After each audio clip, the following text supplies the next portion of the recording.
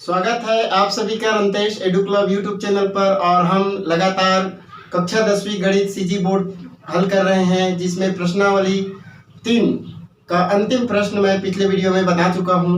उसके साथ साथ आपको यह बताने के लिए आज प्रयास कर रहे हैं कि बहुत सारे प्रश्न बोर्ड परीक्षा में उदाहरण से भी पूछे जाते हैं और प्रश्नों के स्वरूप को थोड़ा सा बदल करके या उनके मान को बदल करके पूछ दिए जाते हैं, लेकिन बच्चे उसको नया प्रश्न समझ करके नहीं बना पाते हैं।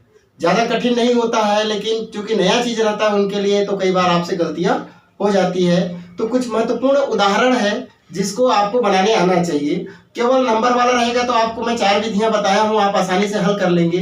लेकिन जब इबरती सवाल हमारे पास आता है, इबरती सवाल का मतलब है वर्ड प्रॉब्लम, प्रॉब्लम सॉल्विंग का जो क्वेश्चन होगा उसको समझ करके और फिर उसको इक्वेशन बनाना है, और इक्वेशन बनाने के बाद चारों में से कोई एक विधि से आपको हल करना है। तो प्रयास करेंगे आप 3 में से एक ही करें, आलेखी विधि से जब कहेगा तभी हल करें।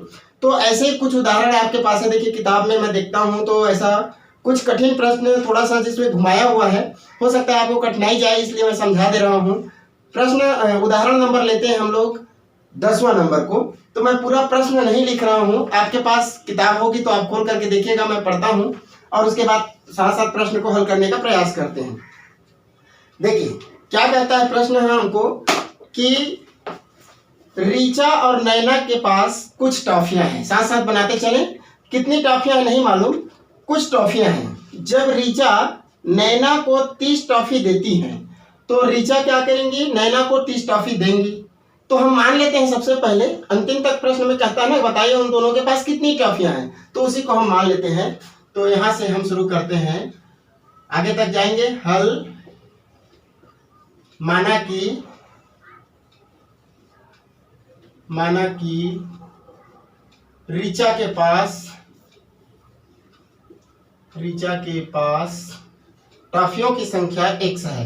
या देखिए रीचा के पास x टॉफी, ऐसे भी लिख सकते हैं आप, तथा नैना के पास y टॉफी है। ऐसा हो गया, आपका प्रश्न समझ में आ गया होगा, x और y मान लिए। अब प्रश्न का 2 शर्त हैं। शर्त फर्स्ट से, पहला शर्तानुसार या प्रथम शर्तानुसार, पहले जैसे बताया हूं आप लिख सकते हैं। प्रथम शर्तानुसार कहते हैं कि जब रीचा नैना को 30 टॉफियां देती हैं तब की स्थिति में क्या होगी, है ना। तो जब रीचा ने नैना को 30 टॉफी दिया, जब रीचा नैना को 30 टॉफी देती है, जब रीचा ने नैना को 30 टॉफी दिया तो रीचा के पास कितने होंगे, तो रीचा की टॉफी होंगे, रीचा की टॉफियां बताइए कितने होंगे। अभी x है उनके पास और 30 वो क्या करेगी, नैना को दे देगी। तो नैना के देने के बाद इसके पास बचा कितना, माने 30 माइनस हो जाएगा।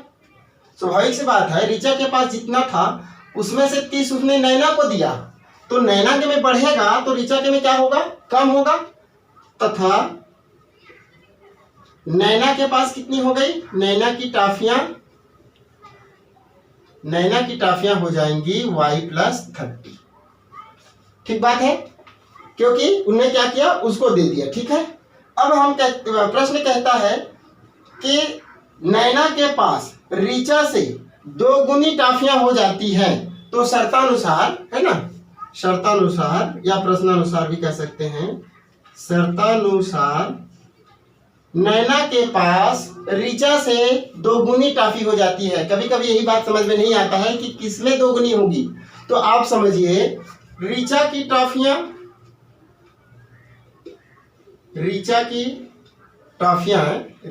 टॉफियां बराबर नैना की टॉफियां, ऐसा हम समझते हैं पहले। तो नैना की टॉफियां रीचा से, प्रश्न में कहता है देखिएगा कि जब रीचा ने नैना को 30 टॉफी दिए तब नैना के पास रीचा से 2 गुनी टॉफी हो जाती है। तो नैना के पास कितनी है अभी, y+30 है। भाई y था 30 मिल गया उसको ऋचा से, तो y प्लस 30 होगा। नैना के ऋचा के पास कितना है, x था 30 निकल गया तो x माइनस 30 हुआ। तो प्रश्नानुसार कहता है, प्रथम शर्तानुसार, फर्स्ट शर्तानुसार कि ऋचा की टॉफियां नैना की टॉफियां ना, देखिए यहाँ कहा है ऋचा से 2 गुनी हो जाती है, तो ऋचा से कह रहा है ना, तो ऋचा में 2 का मल्टीप्लाई होगा। ये चीज आप ध्यान रखिए। मैं या मेरे पास तुमसे 2 गुना पैसा है, मान लो मैं किसी व्यक्ति को कहूं तो उसके पास मान लो 10 है, तो मेरा कितना होगा 20, 2 गुना। तो किसमें 2 का गुणा करेंगे, सामने वाले के पास। बात समझ में आ रही है। मान लो राहुल या किसी बच्ची के पास, मान लो मीना के पास 10 रुपए है और मैंने कहा उससे मेरे पास 2 गुना है, तो मीना का 10 मेरे पास आया तो कितना बन गया मेरे पास उससे डबल, तो 10 दुना 20 मेरे पास होगा ना। तो गुणा किसमें हुआ, सामने वाले में। तो वैसे नैना की टॉफियां ऋचा से 2 गुनी है, तो ये तो समझने के लिए बताया था, दोनों चूंकि बराबर हो गए तो कैसे होगा, 2 गुनी है किसकी, नैना की टॉफियां ऋचा की टॉफियां की से 2 गुनी हो गई। ये बात आपको समझनी है, बाकी तो आपको बुक में भी मिल जाएगा। यही चीज समझने के लिए अब एक बार समझ में आ गया तो आसानी से बन जाएगा। अब इसका आप क्या करें, ब्रैकेट ओपन कर दें, 2x माइनस 32 जा 60, 30 दूना 60, y प्लस 30, और इसको पक्षांतर कर देंगे तो हो जाएगा ये 2x माइनस y, और इधर 30 और धन 60, तो देखिए ऋण 60 उधर जाके ROT से क्या हो गया प्लस। तो अब क्या बन जाएगा हमारा, 2x ऋण y बराबर 90, समीकरण नंबर 1। ये आपका एक शर्त से मिल गया। दूसरे बार क्या कहता है, द्वितीय शर्त अनुसार, सेकेंड है ना, शर्तानुसार। तो मैं अभी पूरा नहीं लिखूंगा इसके, जैसे आपको समझना था, मैं जो बताना था वो बताया हूँ, आगे को सीधे लिखेंगे अपन। परंतु जब नैना अपनी टॉफियों में से 10 टॉफियां ऋचा को देती है, किसने, नैना ने, तब ऋचा के पास नैना से 3 गुनी, तो देखिए नैना से 3 गुनी कर रहा है, और किसने दिया, नैना ने। ये देखिए जब नैना अपनी टॉफियों में से 10 टॉफियां ऋचा को देती है, तो नैना ने ऋचा को दिया, तो नैना से कम होगा और ऋचा में जुड़ेगा, क्योंकि ऋचा के पास x है, जब इसने 10 दिया तो ऋचा के पास आके जुड़ जाएगा। तब प्रश्न कहता है, तब ऋचा के पास नैना से 3 गुनी, से कह रहा है तो जिसमें से कहेगा उसी में मल्टीप्लाई करना है आपको। 3 गुनी कह रहा है तो 3 से, ये देखिए, तो ऋचा के पास नैना से 3 गुनी टॉफियां हो जाती है। अब आप इसको समीकरण के रूप में ले आए, तो देखिए x plus 10 is equal to 3y minus 30। देखिए 3 एकम 3y हुआ, और ऋण का ऋण और 3 दहन 30। इतनी बात तो समझ में आ गई होगी। अब इसको पक्षांतर कर लो आप, तो x ऋण 3y बराबर, ये ऋण 30 पहले से और ये धन 10 इधर आके ऋण 10, तो ये क्या बन गया हमारा, that simplify x minus 3y equal to ऋण 30 और ऋण 10 दोनों जुड़ेगा, ऋण 40। ये हो गया आपके समीकरण नंबर 2। देखिए दो चरों के रैखिक समीकरण मिल गया आपको। अब दोनों समीकरण से आप हल कर लीजिए किसी भी विधि द्वारा। ऐसे तो मैं बताया हूँ आपको सभी विधि अलग अलग, जिसमें आपको आसान लगे। चलिए मैं एक बार फिर लिखता हूँ इसको, क्वेश्चन को, इज इक्वल टू 90 और x minus 3y is equal to minus 40। जैसे आप देख रहे हैं, तो आप चाहे तो प्रतिस्थापन विधि द्वारा बना लें, चाहे तो आप विलोपन विधि द्वारा बना लें, इसमें 3 का गुणा करके, या इसमें 2 का गुणा कर लीजिए, ठीक है, और दोनों को घटा दीजिए, या फिर आप वज्र गुणनखंड विधि से बना लीजिए। चलिए हम वज्र गुणनखंड से करते हैं, जल्दी होता है। इक्वल टू फिर y के अपान, फिर इक्वल टू -1 के अपान, ठीक है। तो जैसे ही बताया था ना, x को करना हटाना है तो हम क्या करते हैं, इन दोनों को इसको हाइड कर दीजिए, तो क्या हो जाएगा, ऋण 1 का गुणा ऋण 40 के साथ, इन दोनों के साथ, माइनस ऋण 3 का गुणा किसके साथ, 90 के साथ। y के लिए हो तो नीचे से ऊपर जाना है, बोला था, तो यहाँ 1 का गुणा 90 के साथ माइनस 2 का गुणा ऋण 40 के साथ, ठीक है। और -1 के लिए आप इधर से आइए, 2 गुणा -3 2 का गुणा ऋण 3 के साथ माइनस 1 का गुणा -1 के साथ। ये हो गया आपका। 1 से 5 इधर गुणा कर लीजिए, ऋण 40 और ऋण का ऋण करेंगे तो धन 40 से कम 40, ये ऋण ऋण हो जाएगा धन। 90 का 3 से गुणा करेंगे तो 9 या 27, 270 हो जाएगा। इधर y बटे 90 कम 90, ऋण और ऋण धन 40 दूना 80, फिर बराबर -1 अपान प्लस माइनस माइनस 3 दूना 6 और ये माइनस माइनस हो गया +1। ठीक है, अब क्या आ गया, जोड़ दीजिए इसको।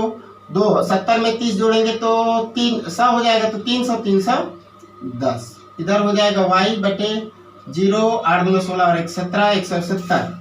और इधर हो जाएगा आपका ऋण 1 बटे ऋण 5, क्योंकि एक माइनस है और एक प्लस है तो घट जाएगा। अब देखिए यहाँ सिंप्लाइज लगा लीजिएगा, x बटे 310 बराबर 1 बटे 5, ये माइनस माइनस प्लस, तथा y के लिए निकालेंगे तो हो जाएगा y बटे 170 बराबर 1 बटे 5।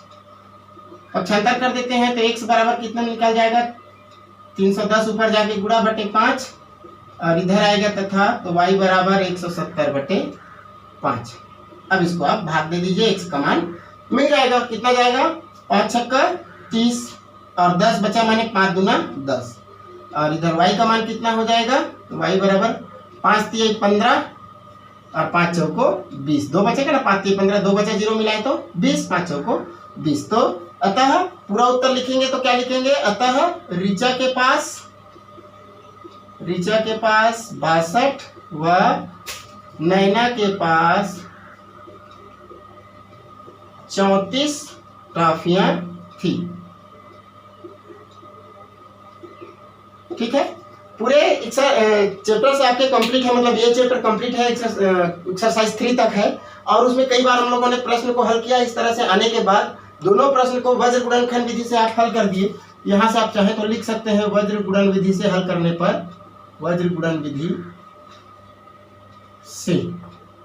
लेकिन आपका महत्वपूर्ण चीज कहाँ पर है जो समझना है, वो ये है, कॉन्सेप्ट को कहाँ से समझना है। आपके प्रश्न को पढ़ करके जो समीकरण बनाना है वहां तक आपको बहुत जरूरी है। उसके बाद इधर का अभ्यास तो कई बार कराए हूँ, आप किसी भी विधि द्वारा बना सकते हैं। तो निश्चित रूप से ये प्रश्न आपको समझ में आ गया होगा। ऐसे बहुत सारे उदाहरण है, कुछ प्रश्न जो महत्वपूर्ण है, जो जिससे संबंधित प्रश्न आपके प्रश्नावली में नहीं दिया गया है। जैसे 2 अंकों की संख्या से संबंधित है, नाव से संबंधित प्रश्न है, उसको मैं और अगले वीडियो में बताऊंगा। ठीक है, तब तक के लिए धन्यवाद।